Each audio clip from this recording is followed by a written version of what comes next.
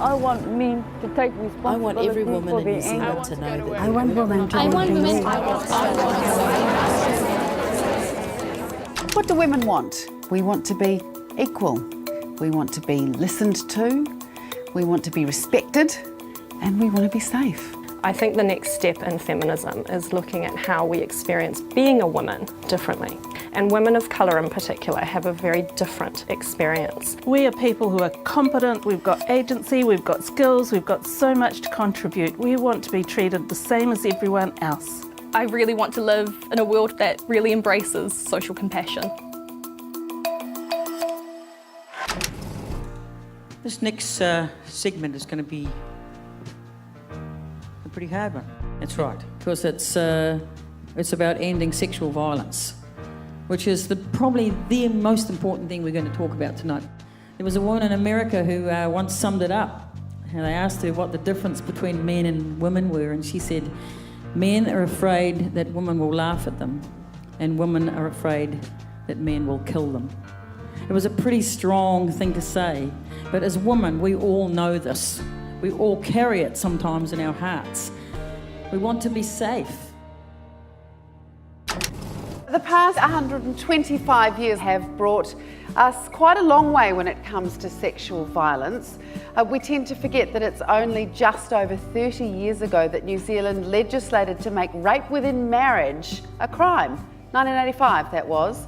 Now the hashtag #MeToo movement internationally has made the conversation much broader. We now know it works on a spectrum from unwanted comments or jokes right through to rape at the other end. All the women with me on the couch tonight have experience of the subject. Welcome to you all. It is great to have you. Before we kick off with the questioning, I want us to hear from somebody who is a survivor. This is Naomi Porter. He had said, don't talk to Dad about it. You can't talk to anyone else about it. I was raised to listen to people that are older than you, your elders, regardless of their age. If they're older than yourself, you have to listen. And so I didn't speak out, although inside I was crying for help. When I did try to get help for it, I wasn't believed, which created like a sense of depression as well and suicide. I was so insecure about it, I felt unsafe. From what I've seen firsthand, it's a vicious cycle that's probably gone through generations, and you don't want that to carry on to your younger siblings or your younger cousins. You want to stop that from happening again. I was a victim of sexual abuse and I was afraid to ask for help or to speak out. I want young Māori women to know that if you feel that way, you're not alone. You can speak out, you can reach for help.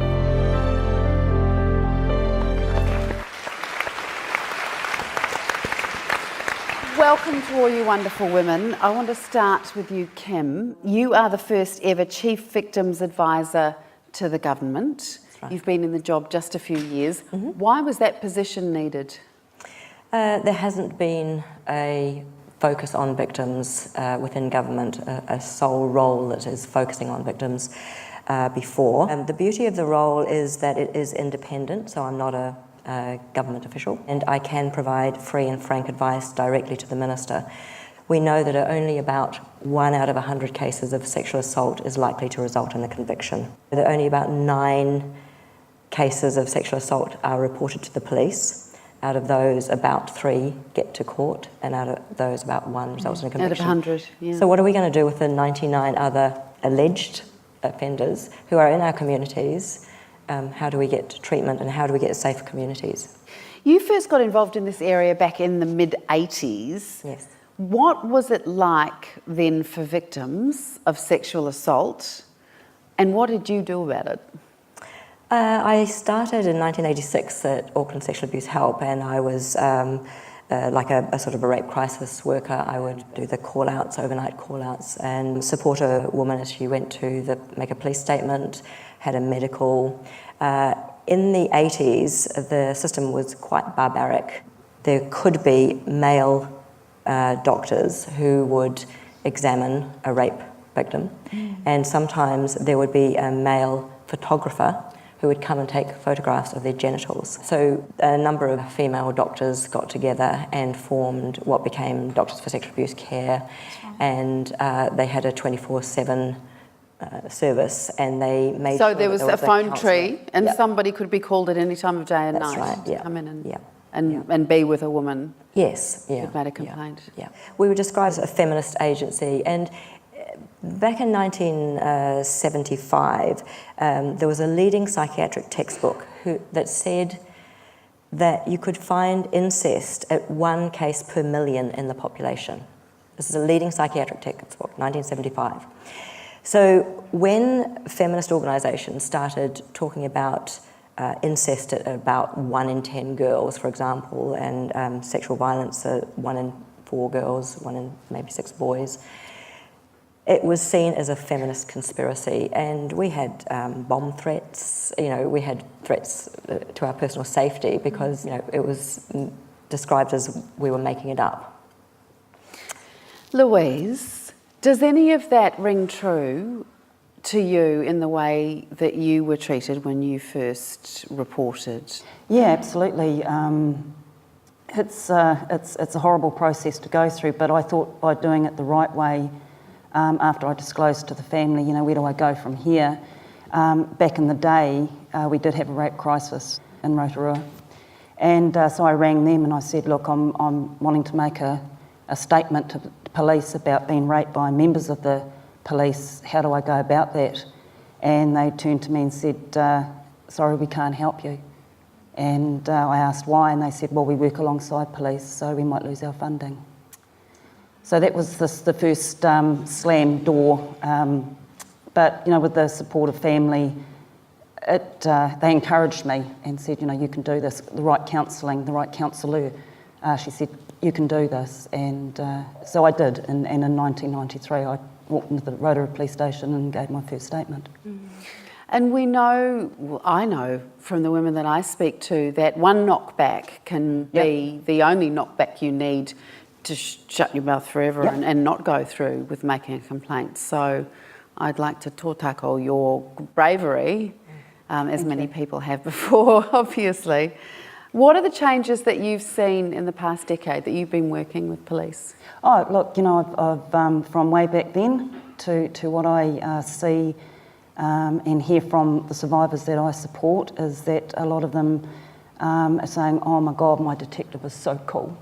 So it's the right training, it's the right knowledge and education given to police because, I do police training twice a year and it's basically making it personal and saying, at the end of the day, the next person who walks into your police station could be a member of your family. So how would you want them treated? Definitely not by the way I was treated or by how many survivors have been treated in the past. And it's the belief, to actually say to a survivor, you know what, love, I believe you. And I don't know where this is going to go, the investigation has to take, but I believe you and I'm going to do all that I can. And by having that copper who's going to be that go-to person and help support in the process, alongside specialist support, regardless of the outcome, if it gets to prosecution, we've got survivors that are walking out of a courtroom with their head held high, knowing that they've done absolutely bloody everything in their courage and their strength to make the person who harmed them, who hurt them, who raped them, accountable for their actions. And I give it to my survivors, the strength and courage of that. Porter, we have a really big problem talking about this subject in this country, don't we? Huge, absolutely huge. And it's so vast that most middle New Zealanders don't have an understanding of the vastness of it. You're a survivor of abuse in state care. Aye. We now have an inquiry underway into abuse in state care. We've got a huge problem. We've got children being taken from their families and re-abused in state care, and that's not okay. So finally we have a Royal Commission. New Zealand is the last one in the Western world to actually carry one out. So we've got lots of other world reports or processes to copy from. Surely we can get it right, but already into the 3-year term, we're a year in and they haven't even appointed their commissioners yet. Do you see women represented in their No. process? No, I don't see women's voices being central enough. And just as many women in state care were abused. 73% of those that went through state care are Māori. Then we need te tiriti centredness in there. Yep. We need to have women commissioners. So when survivors look to the panel, they need to see themselves reflected back. It takes a lot of courage to be able to speak about abuse, whether it's in a court or whether it's in a panel, and to speak to strangers who may not understand is doubly difficult. So we need people who are listening to survivors to have an absolute understanding of why it was hard to speak out and the brutality of the system. Worst thing you can do to a child that's disclosing sexual abuse is to not believe them. Oh, yeah. First port of call is to believe them and acknowledge that they've been very brave in speaking up. Paula, how do we get people to start talking about this? And I suppose I'm thinking in the wider community and in Māori communities. It's a huge problem in Māoridom, huge. And you know from recent stories such as Ani's story accusing her husband of being part of a paedophile ring. Those are really hard conversations to have because the onus is on someone that is a loved and respected member of the community, and the more mana they have, the harder it is to, well, behind closed doors. And, you know, perpetrators are not monsters. They are our brothers, they are our fathers, they are our kaumātua, they're respected members of the community. They hurt our children, and they hurt women, and they hurt mothers. How do we have conversations? We put our big person pants on and we sit around and we learn about why it is that perpetrators perpetrate. We listen to the stories of our children, of our women, and we do things like this, and we are brave. And even when we're told to shut our mouths, we get up and we get knocked back down again. We get up, we get knocked back down, and we get up again. That's what I've learned to do, and I do that in the work that I do, and all of us here. We learn to speak up, we speak our truth, and we're not afraid. Well, we might be afraid, but even if your voice shakes, speak your truth, stand together. I think that's why you brought us all together. It is, it's exactly why. You're making me. Latavia, you are New Zealand born of Samoan heritage. Yes, Samoan and proud. Are Pacific Island women objectified in a different way to other women? Yes, yes. Yes, we are. There's a really harmful narrative that's been passed down for many years. It's called the archetype of the dusky maiden. It was created, back in the day by the Western male gaze. And it's really about creating this stereotype that Pacific women are there to be sexualised, to accommodate white men as a means of a vacation. And it's not okay. No. You know, we are full human beings with inherent worthiness, all of us, as wahine toa. Yeah. So how does that play out in real life? And I'm looking at you, Brittany, and Johanna. What are the experiences that you have had in the kind of nightlife that I no longer have to worry about? If I'm out having a drink, I will not let that drink out of my sight. Because someone might spike it, and it sounds so extreme. You're only doing that kind of stuff to protect yourself. Yeah, walking down the road at night time and you've got your phone out and your headphones in, but there's nothing in, so you can hear if someone's coming up behind you, crossing the road to avoid men. Yeah. And if you look at what happened recently, that beautiful young woman, Eurydice Dixon, and after the Melbourne Comedy Festival, and there was so much in the media about the police being like, girls need to wear running shoes, and and it's like, don't ever wear short skirts. Yeah. Don't drink alcohol. Yeah. Don't walk alone ever. It's like who can live their lives like that? Yeah. And I stay locked away. Yeah, exactly. And I think victim blaming is so present in this narrative, and it's so frustrating that it so continuously happens. Lauren, perhaps you could have a go at this one. It's about the way society blames women perhaps for the assaults that we suffer. Yeah, absolutely, and I think that's part of our unwillingness to address the reality of the monster that is that dangerousness. And I think particularly when we're working with young women and we encounter some victim blaming attitudes and we think, oh, why is this happening? It's a safety tool because they're going, oh, if I control what I wear and what I drink and where I walk, then I have some degree of control. That's a lot safer feeling than the reality, which is I have no control. So I think that a lot of that comes from that fear and also just not knowing how to talk about this, not having the language to talk about sex, let alone to talk about sexual violence. What do the t-shirts mean? So I think they're pretty self-explanatory. Nope means no. And we made this t-shirt because we were incredibly frustrated with our own sexual education in high school. And also from our own personal experiences, obviously, as a young woman. And we wanted people to be able to put their consent level on their bodies if they feel uncomfortable being able to say no to somebody.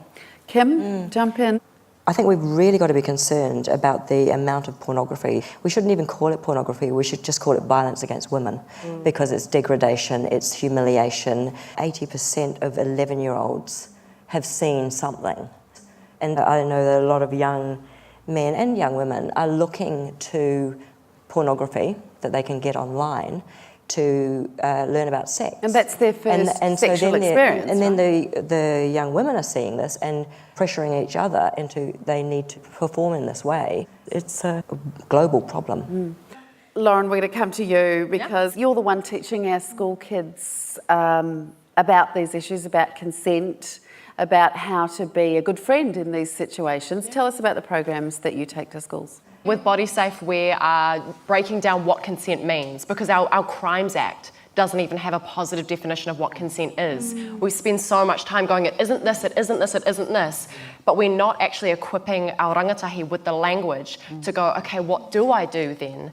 And so they are lost, and all they can look to, like Kim said, is porn and mainstream media, which teaches us the opposite of that conversation. So we're giving them the tools to ask for consent. We literally have a lesson that's about, okay, this is how you have the conversation. You need to ask, you need to listen, and we go through all of those steps.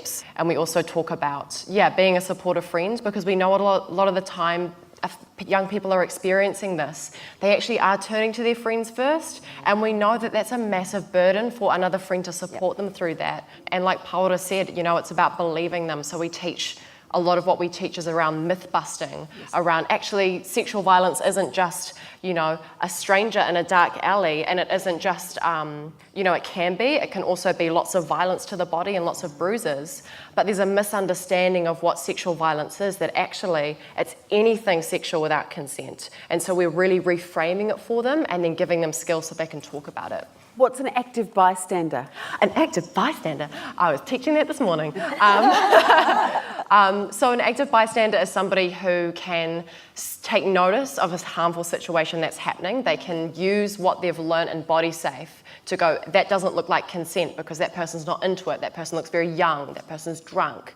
And they can develop a safe strategy that allows them to step in, because we know that it's hard. We know that there are things that make it difficult to step in and stop sexual violence from happening. There are so many safety concerns. So an active bystander is someone who creates a safe strategy to step in and stop it from happening. And a lot of the time for young people, that's about going, hey, actually, you're allowed to call someone in this situation. A lot of young people are scared to ask for help because they don't think it's important enough. So it's about going, you can call for someone, you can get a group together, you can create a distraction, and getting safe adults involved. Latavia, is there a problem amongst some ethnic communities in getting hold of that kind of specific teaching for young people? Oh, I'm such a fan of your mahi. I've actually been to that workshop, which is incredible. But I do think we have some more work to do in regard to investing in creating those preventative measures that are incredible. But I don't think we need to make our different communities come to us. We need to go to them. Aye. We need to change our tools to fit our different environments, we have different values, and that's just facts. We're very community-based. We're genuinely raised by a village, and so for it, we can't really have that individualistic mindset. And a big barrier for us is, I speak as an individual, not representing my entire Pacific community, because I don't want to get hate in the Samoan Observer, but, Fair enough. But, there's the idea that reputation of the individual reflects your entire family and your entire upbringing. And if you expose a perpetrator, who, as Paola said perfectly, is a leader in your community, then that's a reflection of your entire community. And especially because the negative narrative's already out there about our people, there's even more hesitance to talk about it. But it needs to be talked about in order for that restoration, for that rehabilitation to take place. But I really do think more preventative measures that are culturally safe and accessible need to be created.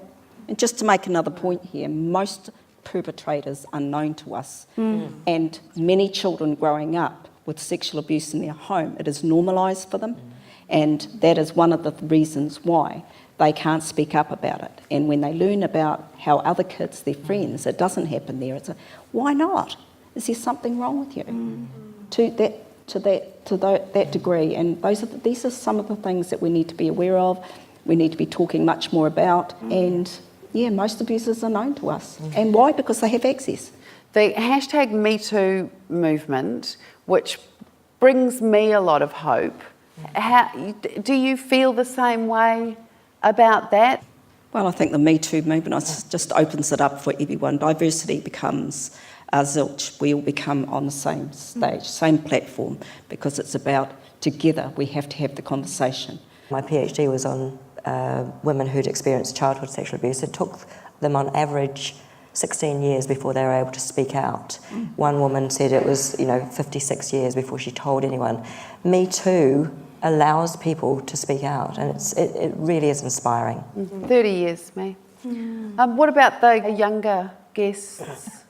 Yeah, well, I just sort of to add on what you were saying, it does allow people to speak out because you don't have to tell your whole story. You just have to join this collective, and all you have to say is Me Too. It's like the acknowledgement is a really important first step to moving forward and going, what can we do about this together? Okay, so what can we do? What do each of you want? We want it to stop. We want to be safe. We want to have the choice to walk free in the world, and for a future for our children, our girl children, all of our children. I want our communities to help each other and parents to help children. Don't be afraid to actually have conversations with your kids. Let's not wrap them in cotton wool. Let's have that conversation to understand what sexual violence, it's not sexual harm, it is sexual violence, and how we can prevent it. Lauren? I think I want consistency. Consent shouldn't just be, a cool little topic we do in health. Consent should be emphasised from everywhere, It should live in every space. I just want to be safe, and I want everybody else to also be safe and feel safe. Latavia? I think I'm going to be a bit ambiguous with this, but I want New Zealand to make a genuine and authentic investment in well-being. When I talk about that, I think in our perpetrators, I want there to be accountability, but I also want rehabilitation. We don't want to dehumanise anyone. Hurt people go on to hurt people, and that's an important thing we need to remember. But then with our survivors, I want historical trauma to be acknowledged and to be addressed. I want the present narratives to change, and I want victim blaming to end. Thank you so much to our panel. Thank each and every one of you for your korero this evening. It's been fantastic. Thank you.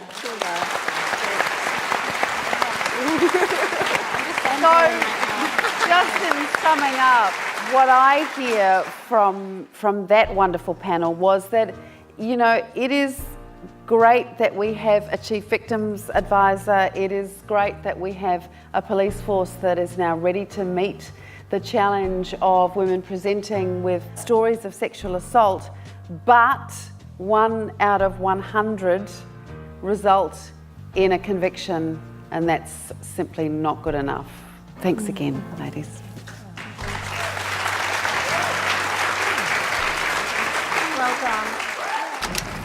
Please welcome our next special guest, camp mother and camp leader.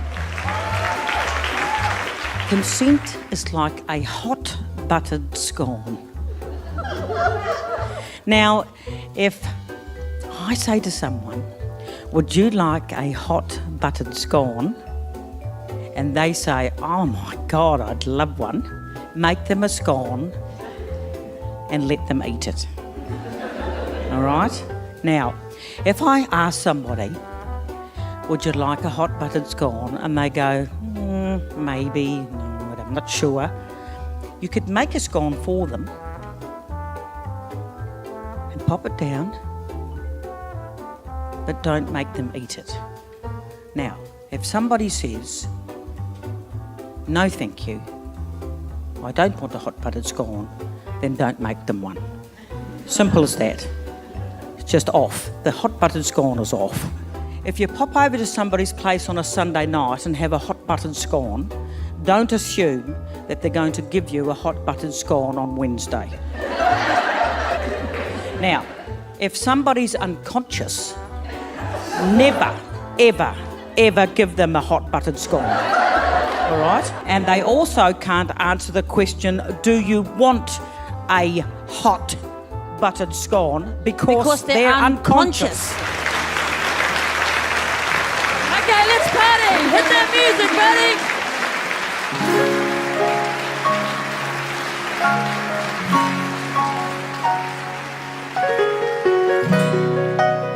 This is for the dames. From the dames. We're untouchable, untouchable, untouchable girls. Untouchable, untouchable, untouchable girls. We're untouchable, untouchable, untouchable girls. We're untouchable, untouchable girls. We're untouchable, untouchable, untouchable girls. We're strappy, we're aggressive, we'll take over the world. We're untouchable, untouchable, untouchable girls. We're untouchable, untouchable girls. We don't let anybody touch our brains. We won't ever, ever plug into the mains.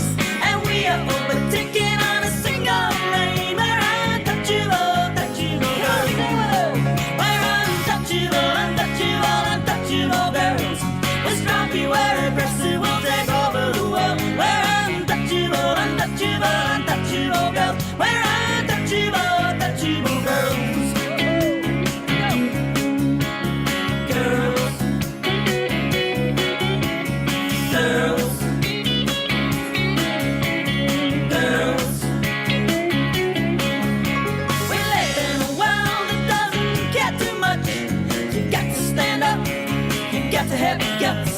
Yeah, we're untouchable, but we touch. We're untouchable, touchable girls. We're untouchable, untouchable, untouchable girls.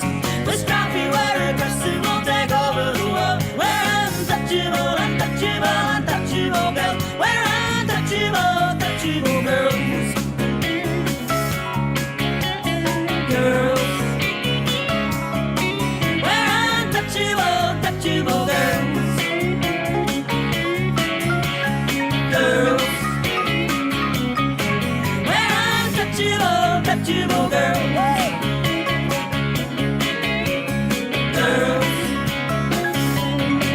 We're untouchable, touchable girls. Girls. We're untouchable,